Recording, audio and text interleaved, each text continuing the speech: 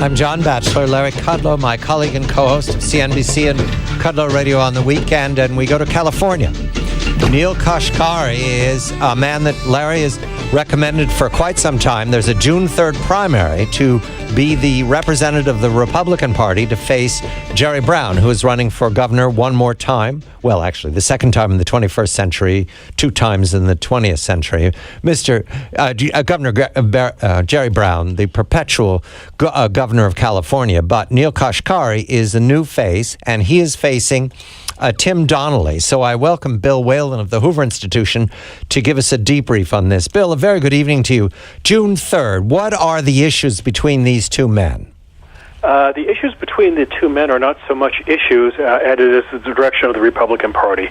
Donnelly has done a very effective job of trying to frame this election, and the media out here buy into this, as they do in other states, as a battle, as Donnelly calls it, grassroots country Republicans versus country club Republicans. And that's very similar to the drama you see going on in primary states, many of them voting tonight, where you have a more centrist, moderate Republican versus a more conservative Tea Party-backed candidate.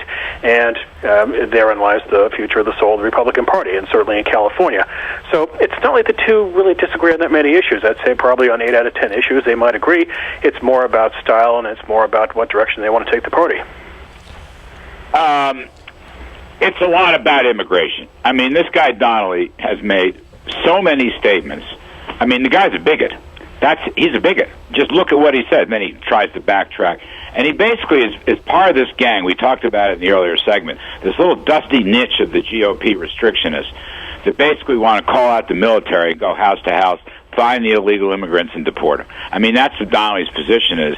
And in California, that is a losing position. And that has colored this whole debate. Neel Kashkari is for immigration reform. And Neel Kashkari is an open, big tent guy. He's inclusive. I mean, Neel's a friend of mine. I make no bones about it. He's a supply sider on the economy. I don't know about Donnelly on the economy. I think Donnelly is more root canal, cut spending, cut spending, cut spending. Kashkari wants to open up the high tax system to dispute. I mean, I don't know that Jerry Brown can be beaten, all right? I don't know that. But I think in terms of California, which has gotten its brains beaten in, California Republicans, they need a new face, and that's why they should be for Kashkari. They do, Larry, but in terms of the primary dynamics for the Republicans deciding to vote here, immigration is not the issue that's driving this. It's more of an ongoing debate that's been going on really since Schwarzenegger took office and then got played up more when Whitman ran and lost terribly to Jerry Brown. And that's, again, the idea of establishment versus non-established Republicans. And, you know, if Neel wanted to make it more about immigration, he spent a lot of his time talking more about education, attacking Jerry Brown on that and talking about outreach. So it hasn't been that specifically issue-focused. The one thing I can emphasize about this, guys, is that we are all kind of groping around in the dark as to trying to figure out what's going to exactly happen on June 3rd in this regard. I'm hard-pressed to remember in modern history in California 2 candidates who had such little name recognition this close to the primary voting date, 2 candidates who had such little money in the bank, and also a primary in which most Californians were this little interested. I think the expected turnout on June 3rd is something like 27%. You have 2/3 of the voters out here are going to vote by mail and not walk up, so that also kind of shows a certain lack of interest. So to the extent that we all can stand here and make predictions this far out, I think that's really a foolish venture. But this much I will say. The last poll that we saw in this was a field poll that showed Donnelly with 17%, which shows kind of a hard-set support for him, and Kashkari with a very bad 2%, which shows that he just doesn't have name recognition, that hasn't made traction. We do know that Neel has put about $2 million of his own money into this campaign, which he'll put into getting out the vote. We don't know what the ceiling is on Donnelly's support. We don't know if that 17 can be jumped up to 25% or if it's going to maybe peak at 20%. So there's a lot to be played. 58% of the public in that survey had no opinion on the race, and so there is still a lot of time to move people around. I can't make a prediction, and I'm not. I'm just telling you who I favor and why. I want the Republican Party to have a new face across the country, nationally, but certainly in California. I do think immigration, I think it's a subtle issue out there, and I think it goes to the point about the big tent. I mean, I think Jerry Brown's probably not beatable, okay? I get that, and it would take a miracle to beat him. But the question is, where's the Republican Party going? 2 Saturdays ago, I spoke at the Lincoln Club down in Orange County, a venerable old Republican club, 52nd annual dinner, and it's a pretty conservative club, and they're for Kashkari. And that was an eye-opener to me. Neil was there. Donnelly didn't show up because he knows he doesn't have the club's support. And I think the reason for that, and I looked around the room, and, they're introducing all the local politicians from each town and who's on the local city council and the education board. And what's so great about that? I saw young women, young Latino women, young Asian women involved in the committee work of Orange County and the committee work of the Venerable Lincoln Republican Club. And I said to myself, you know what? If nothing else, some things are changing. And I just have this sense that across the country, Republicans, rank and file Republicans, have figured out that they have got to have a better face. There's a tectonic shift in American politics, and they better get on it. Bill, Mr. Donnelly's remarks, to read these in quote in the LA Times, is this representative of his conduct in the Assembly? Does he speak like this routinely? It seems almost as if he's being provocative, almost as if it was performance art for unacceptable language. Yeah, he just thrives on being provocative, and that's part of the problem with his candidacy moving forward. He has no problem saying outrageous things. He seems to thrive on that sort of controversy. And getting back to what Larry said about the Orange County Republicans that he saw, here's your concern if you're making any kind of calculation in this race. Neil Kashkari, if he gets a nomination, will be very, very hard-pressed to get 40% of the vote against Jerry Brown. Brown is popular, and Kashkari will be just outgunned, outmanned, outnumbered. So he'll be lucky to get to 40, but not to be too alarmist, but if Donnelly is your nominee, he will be hard-pressed to get to 35%. He could end up around 30%. And you could say, well, so what's the difference? They're both going to lose to Brown. Here's the difference. It's damage down the ticket, collateral damage. Right. California has something unusual going on this year. We have actually some competition in some races where there has not been competition before. In 2010 out here, guys, there were 153 congressional and legislative races. Not a single one changed party hands.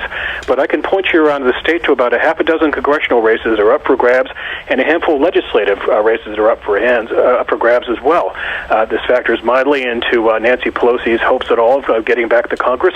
It also factors mildly into the Republicans in Sacramento trying to avoid being in the super minority again. With Kashkari at the top of the ticket, you have a better chance at either picking up those seats or at least holding on to them. If Donnelly is your nominee at the top, I just think it's just going to be a wash down the ticket. That was the buzz, Bill, at the Lincoln Club dinner. All right, that was the buzz. People are worried about the under ticket, and they believe that Donnelly is just the absolute wrong guy and will be devastating. They agree with you. Kashkari is going to lose to Jerry Brown. They're both going to lose to Jerry Brown. The question is, what about the rest of the party? As you say, the rest of the ticket. And I'm just adding to that. I'm so adamant about this. The GOP must have a new face. And it has to be the face of inclusion and a big tent. And immigration reform has become a symbol of the big tent. It's a symbol, like it goes to women, it goes to young people, it goes to Asians. It's not just about Latinos. It basically goes to the heart and soul of the GOP. Is it going to be an extinct minority party in the next 25 years, or is it going to get with the drill? As I say, there's tectonic changes going on in the American electorate. Republicans have got to get on top of that. I want to anticipate one of them because the Democrats are not sitting pat. The nomination of Julian Castro, the San Antonio mayor, for the Housing and Urban Development is said, and Bill, I'm looking at your piece at Advancing a Free Society, is said to set up the Democratic Party for a vice presidential nominee in 2016. And that would be a strong counter to anything that the Republicans do, even if they manage an immigration reform. You can see the future with Julian Castro. You can now. Before we automatically put him on the ticket with Hillary, let's say one thing. I'm not sure how many people saw Al Gore coming down the way in 1992, or Dick Cheney in 2000, or Joe Biden in 2008. Oftentimes, vice presidential selections are curveballs. But if you drop on paper what Hillary Clinton sorely needs as a running mate, it is somebody who is young. Julian Castro will be 42 years old in 2016, and it'll be somebody who is Latino to appeal to that section of the vote. He adds up in a lot of ways for her, and it's a great, compelling story. He and his brother Joaquin are twin brothers who went to Stanford and Harvard Law. He's a congressman from Texas. Julian's a San Antonio mayor. It's a great addition to the ticket, and it forces Republicans' hand again, getting back to Larry and immigration reform on the Hispanic issue. So what to do? So, again, this is a challenge for the Republicans. And by the way, closing out on California, California is ignored by the Republican Party for the most part. We don't factor into national elections, but if we put the wrong guy at the top of the ticket, we become a national embarrassment and a problem in terms of the party moving forward in 2016. Because every Republican who's looking at 2016 is going to be asked by reporters, what do you think about this guy who's running for governor in California? Most of them will probably say, I don't agree with him, but perhaps a Ted Cruz or someone like that will say, I think we should stand behind him, and thus you have a national food fight. Yeah, well, you're right. By the way, Julian Castro reminds me a little bit of Henry Cisneros. He was the mayor of San Antonio. And again, went off to HUD, and that's a little bit of a Jerry parallel. I just want to say, it probably doesn't matter because it's a little early to pick him, but HUD and the whole Obama administration is now going back to the policies that helped create the deep recession on housing. That's right. They want to give away, affordable housing. They want to lower the credit standards.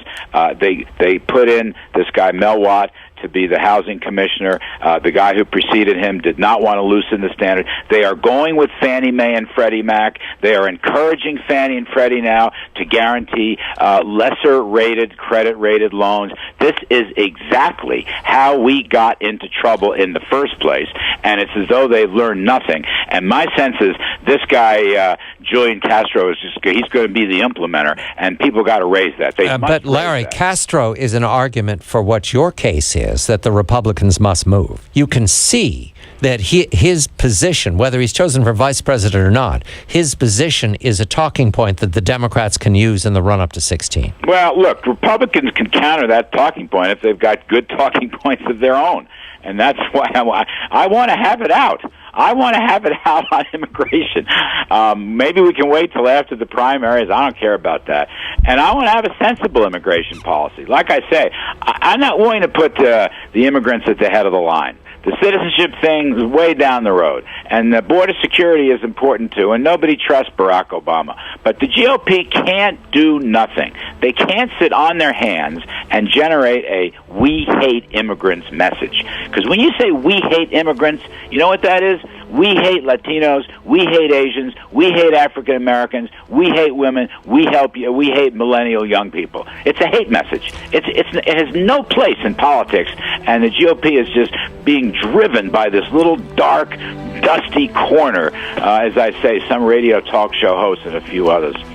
No one present. Larry Kudlow, CNBC, and Kudlow Radio on the Weekend. Bill Whalen. Bill, if Donnelly wins, it's a disaster for California? Yes? Bill? Yes, excuse me? Is it a disaster if Donnelly wins? Is that a dark night for California Republicans? I think it's a dark and dismal night. All right. Bill Whalen of the Hoover Institution, June 3rd. That's the primary for the Republican Party in California. I'm talking to you, California. I'm John Batchelor.